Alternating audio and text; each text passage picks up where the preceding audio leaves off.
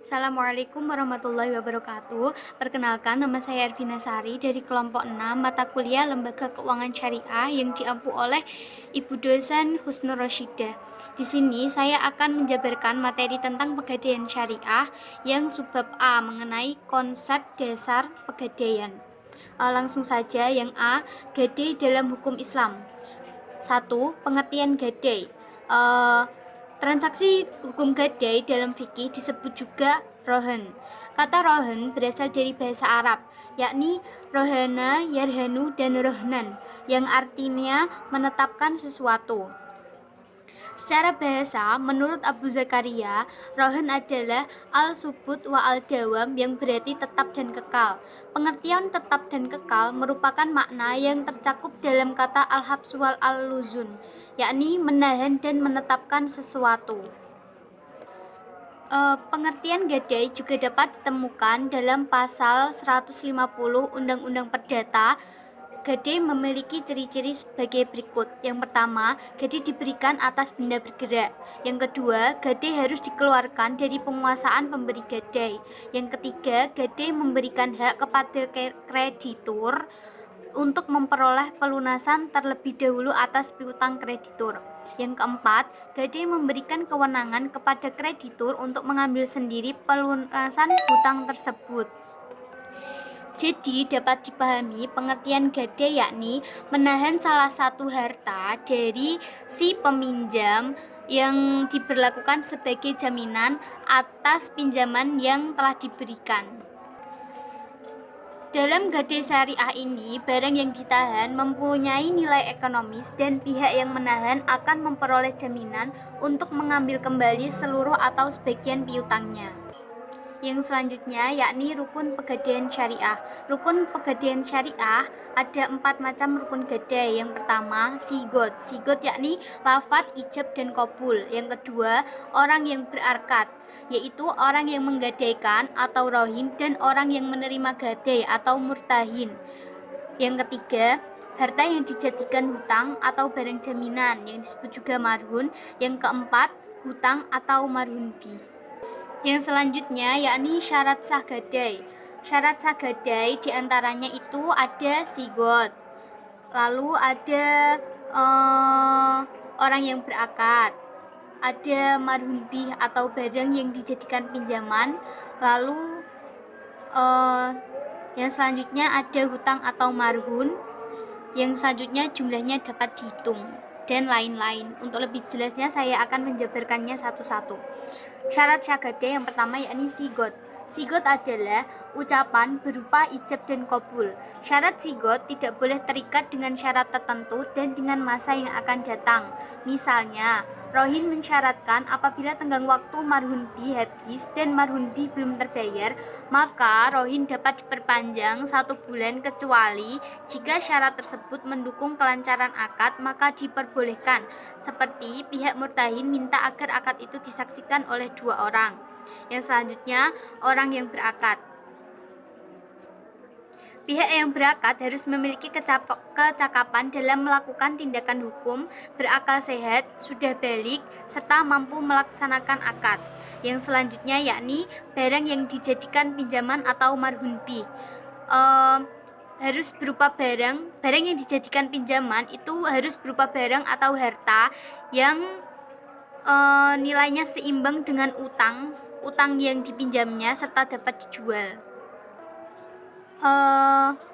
Selain itu, barang tersebut dapat dimanfaatkan serta memiliki nilai. Harus spesifik dan jelas, dimiliki oleh orang yang menggadaikan secara sah. Jadi tidak barang milik orang lain yang secara sengaja digadaikan, itu tidak boleh. Jadi barangnya harus milik si yang mau menggadaikan barang itu, harus miliknya pribadi, tidak boleh miliknya orang lain. Yang selanjutnya, tidak tersebar dalam beberapa tempat dan dalam kondisi. Yang selanjutnya yakni prinsip-prinsip dalam pembiayaan gadai syariah. Di sini terdapat 3 prinsip yang digunakan dalam pembiayaan gadai syariah. Yang pertama, prinsip tauhid. Yang kedua, prinsip tolong-menolong. Yang ketiga, prinsip bisnis. Langsung saja saya akan menjelaskan dari yang pertama, prinsip tauhid. Gadai dengan prinsip tauhid dapat mengukuhkan konsep non-materialistik dan dipahami sebagai triangle, di mana ketaatan kepada Tuhan diletakkan pada posisi puncak, sedangkan manusia dan alam diletakkan pada posisi sejajar yang membutuhkan. Jadi di sini prinsip tauhid yang paling dikedepankan dalam pegadaian syariah. Yang kedua, prinsip tolong-menolong. Abu Yusuf dalam Al-Kharaj menyebutkan bahwa prinsip yang harus diletakkan dalam transaksi gadai adalah ta'awun atau tolong-menolong, yaitu prinsip saling membantu antar sesama dalam meningkatkan taraf hidup melalui mekanisme kerjasama ekonomi dan bisnis. Yang ketiga, yang terakhir, yakni prinsip bisnis. Nabi seringkali menekankan pentingnya bisnis dalam kehidupan manusia. Namun demikian dalam mencari laba harus dengan cara yang dibenarkan oleh syariah. Oleh karena itu, kegiatan bisnis gadai syariah tanpa mengikuti aturan-aturan syariah maka akan membawa kehancuran. Prinsip-prinsip usaha pegadaian yakni yang pertama, harus didasari sikap saling ridho. Yang kedua, menegakkan prinsip keadilan dalam proporsi keuntungan. Yang ketiga, kegiatan bisnis tidak melakukan investasi pada perusahaan yang diharamkan. Yang keempat, bisnis harus terhindar dari praktik gharar atau ketidakpastian, penipuan, dan judi. Yang kelima, dalam kegiatan bisnis, baik utang piutang ataupun bukan, hendaklah dilakukan pencatatan atau akuntansi. Skema dalam gadai itu digambarkan ada 4, yakni yang pertama, nasabah memberikan barang yang akan digadaikan kepada pegadaian syariah sebagai jaminan. Yang kedua, pegadaian syariah memberikan uang kepada nasabah sesuai dengan pertimbangan dari nilai barang yang digunakan sebagai jaminan. Yang ketiga, pada saat jatuh tempo, nasabah menebus barang yang digadaikan dengan memberikan uang yang dipinjamkan kepada pegadaian syariah. Yang keempat, pegadaian syariah memberikan barang jaminan kepada nasabah dengan mengambil piutang dari nasabah. Yaitu mengenai dasar hukum pegadaian syariah dan akad beserta rukun gadai. Landasan konsep pegadaian syariah mengacu pada Al-Quran dan hadis, sebagaimana dalam Al-Quran surat Al-Baqarah ayat 283. Kemudian menurut ulama, gadai diperbolehkan dan para ulama tidak pernah mempertentangkan kebolehannya. Demikian juga dengan landasan hukumnya. Para ulama sepakat memperbolehkan akad gadai yang diperkuat dengan fatwa Dewan Syariah Nasional MUI yang menyatakan bahwa pinjaman dengan menggadaikan barang-barang sebagai jaminan utang dalam bentuk gadai itu diperbolehkan. Selanjutnya, rukun dari pegadaian syariah ada 5. Yang pertama ar-rohin, yang kedua al-murtahin, yang ketiga barang yang digadaikan, yang keempat utang, dan yang kelima sigot atau ijab kabul. Selanjutnya yaitu syarat-syarat dari pegadaian syariah. Yang pertama, rohin atau murtahin harus cakap bertindak hukum, harus layak untuk melakukan transaksi kepemilikan. Yang kedua, sigot atau ijab kabul itu tidak boleh terikat dengan syarat tertentu dan juga dengan sewaktu-waktu di masa yang akan datang atau di masa depan. Kemudian gadai mempunyai sisi pelepasan barang dan pemberian utang seperti halnya dengan akad jual beli. Yang ketiga yaitu mahrun fi atau utang harus merupakan hak yang wajib diberikan atau diserahkan kepada pemiliknya. Memungkinkan pemanfaatannya harus dapat dikuantifikasikan atau dapat dihitung jumlahnya. Utang boleh dilunasi dengan agungan tersebut. Yang keempat yaitu mahrun atau barang yang digadaikan. Mazhab Maliki berpendapat bahwa gadai itu dapat dilakukan pada semua jenis barang dan semua jenis jual beli kecuali mata uang. Yang keempat yaitu akad dalam perjanjian pegadaian. Dalam transaksi gadai terdapat akad untuk mempermudah mekanisme perjanjiannya, yaitu qard al-hasan, mudharabah, bai muqayyadah, dan ijarah. Kemudian ulama Syafi'iyah mengemukakan pendapatnya bahwa pegadaian dapat dikatakan sah apabila 1. Harus berupa suatu barang, karena hutang itu tidak dapat digadaikan. Yang kedua yaitu penetapan kepemilikan pegadaian atas dasar barang yang digadaikan tidak terhalang, misalnya yaitu mushaf. Yang ketiga yaitu barang yang digadaikan dapat dijual jika sudah pada masa pelunasan gadai tersebut. Cukup sekian. Sekian, terima kasih. Assalamualaikum warahmatullahi wabarakatuh. Saya di sini akan melanjutkan dari pemaparan Mbak Dewi tadi. Saya di sini akan melanjutkan yang C, produk dan jasa pegadaian syariah, start operasional pegadaian syariah. Yang A, produk dan jasa pegadaian syariah. Dewan Syariah kini produk syariah mengalami perkembangan yang sangat pesat. Begitu juga dengan pegadaian, cara mengembangkan produknya yang berbasis syariah. Pegadaian syariah hadir di Indonesia dalam bentuk kerjasama bank syariah dengan perseorangan. Pegadaian membuat unit layanan gadai syariah di beberapa kota di Indonesia. Pegadaian syariah dalam menjalankan operasionalnya berpegang kepada prinsip syariah. Pada dasarnya, produk-produk berbasis syariah memiliki karakteristik seperti tidak mengut bunga dalam bertransaksi, penetapan uang sebagai alat tukar bukan sebagai alat komoditas yang diperdagangkan. Pegadaian syariah adalah salah satu lembaga yang berbasis ekonomi syariah ke depan memiliki peran yang sangat penting dalam membangun ekonomi masyarakat Indonesia, sangat berpegang kepada syariat Islam. Lembaga keuangan syariah di Indonesia semakin menjamur. Saat ini hampir setiap lembaga perbankan dan non-perbankan mempunyai unit usaha yang menerapkan sistem syariah, termasuk Pegadaian Syariah. Pegadaian Syariah merupakan unit usaha dari PT Pegadaian, salah satu lembaga keuangan milik pemerintah. Unit bisnis ini tidak hanya menyediakan produk berbasis gadai, melainkan memberikan layanan pembiayaan lain dengan prinsip syariah. Berikut ini beberapa produk dari gadai syariah. Yang pertama, pemberi pinjaman atas dasar hukum gadai. Masyarakat memberikan pinjaman atas dasar penyerahan barang jaminan oleh peminjam berupa anggunan barang bergerak. Konsekuensinya adalah nilai pinjaman yang diberikan kepada peminjam sangat dipengaruhi oleh nilai barang yang dijadikan pinjaman. Yang kedua, penaksiran nilai barang. Pegadaian memberikan jasa berapa nilai real barang berharga miliknya, misal emas, berlian, intan, dan barang bernilai lainnya. Yang ketiga, penitipan barang. Pelayanan kepada masyarakat yang akan menitipkan barang berharga seperti ijazah, sertifikat tanah, dan barang berharga lainnya.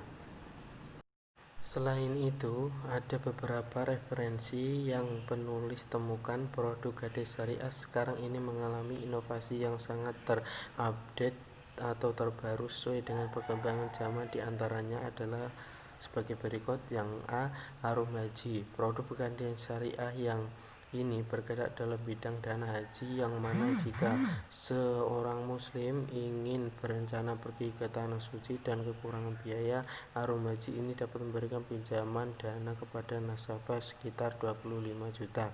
Yang B, Harum BPKB. Bagi masyarakat yang membutuhkan dana untuk pengembangan usaha mikro, Pegadaian Syariah menawarkan produk Harum BPKB. Produk ini memudahkan bagi nasabah untuk mendapatkan pinjaman dengan jaminan BPKB kendaraan. Yang C, Amanah. Produk ini menawarkan layanan dalam pembelian kendaraan, baik kendaraan sepeda motor ataupun mobil. Yang D, Rohen atau Gadai. Produk ini memberikan pinjaman uang dalam waktu sekitar 15 hari. Pinjaman bisa didapatkan mulai dari Rp50.000 hingga 200 juta dengan jangka waktu pinjaman 4 bulan. Yang E, multi pembayaran online. Yang F, bayar tagihan listrik, air, telepon, hingga pembelian tiket kereta api kini bisa dilakukan dengan membeli produk multi pembayaran online atau MPO. Yang G, konsinyasi emas. Produk ini memberikan layanan jual titip emas batangan. Yang H, tabungan emas. Dengan membeli emas mulai dari 6 ribuan atau setara 0,1 gram, kita sudah bisa berinvestasi emas. Yang I, Mulia. Produk Mulia Pegadaian Syariah ini melayani penjualan emas batangan kepada masyarakat. Produk ini bisa digunakan sebagai alternatif pilihan investasi buat masa depan. Yang selanjutnya saya akan menjelaskan yang B, operasional Pegadaian Syariah. dalam Undang-Undang Nomor 7 Tahun 1992 dengan semua ketentuan pelaksanaannya baik berupa peraturan pemerintah, keputusan Menteri Keuangan, dan edaran Bank Indonesia. Pemerintah telah memberikan peluang berdirinya lembaga-lembaga keuangan syariah berdasarkan sistem bagi hasil. Salah satu produk perbankan syariah sebagai akad pelengkap adalah rohen atau gadai. Dengan memahami konsep lembaga gadai syariah untuk hubungan antar pribadi sampai saat ini sudah operasional. Contoh ialah bank syariah memberikan pinjaman dengan agunan sertifikat tanah, sertifikat saham, sertifikat deposito atau BPKB, dan lain-lain. Setiap orang dapat melakukan perjanjian hutang piutang dengan gadai secara syariah. Berikut ini akan dijelaskan perjanjian hutang piutang dengan gadai dalam bentuk al-qardu hasan dan al-mudharabah. Yang A. Hutang piutang dengan gadai dalam bentuk al-qardu hasan. Pada dasarnya konsep hutang piutang secara syariah dilakukan dalam bentuk al-qardu hasan, di mana pada bentuk ini tujuan utamanya adalah memenuhi kebutuhan moral sebagai jaminan sosial. Tanggung jawab moralinis harus melekat pada setiap muslim, sehingga apabila ia tidak mampu, tanggung jawab ini beralih kepada satuan keluarga atau RW atau RT atau dusun, kelurahan, bahkan sampai kepada negara. Tidak ada tambahan biaya apapun di atas pokok pinjaman bagi si peminjam kecuali yang dipakai sendiri untuk sahnya suatu perjanjian hutang. Yang B. Perjanjian hutang piutang dengan gadai dalam bentuk al-mudharabah. Perjanjian gadai dalam bentuk al-mudharabah adalah perjanjian yang mempertemukan antara pengusaha yang ahli dengan bidangnya tetapi hanya mempunyai harta tidak lancar dengan pihak lain yang mempunyai cukup dana tetapi tidak mempunyai bidang. Pihak peminjam menjalankan usaha sedang pihak pemberi pinjaman hanya memberikan dana yang diperlukan tanpa campur tangan dalam usaha itu dengan agunan barang gadai. Keduanya menghitung bahwa usaha yang akan dijalankan akan menguntungkan secara ekonomis dan kemudian sepakat dalam bagi hasil usaha yang dijalankan.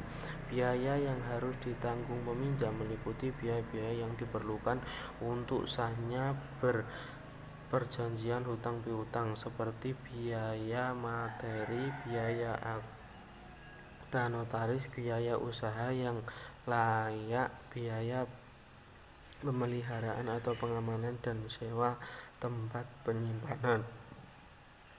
Adanya keinginan masyarakat untuk berdirinya pegadaian syariah dalam bentuk perusahaan mungkin karena umat Islam menghendaki adanya lembaga gadai perusahaan yang benar-benar menerapkan prinsip syariat Islam. Untuk mengakomodir keinginan ini perlu dikaji berbagai aspek penting, antara lain legalitas, permodalan, sumber daya manusia, kelembagaan, sistem dan prosedur, pengawasan, jenis barang, dan pembiayaan. Mungkin itu tadi pemaparan materi dari saya. Wabillahi taufiq wal hidayah. Wassalamualaikum warahmatullahi wabarakatuh.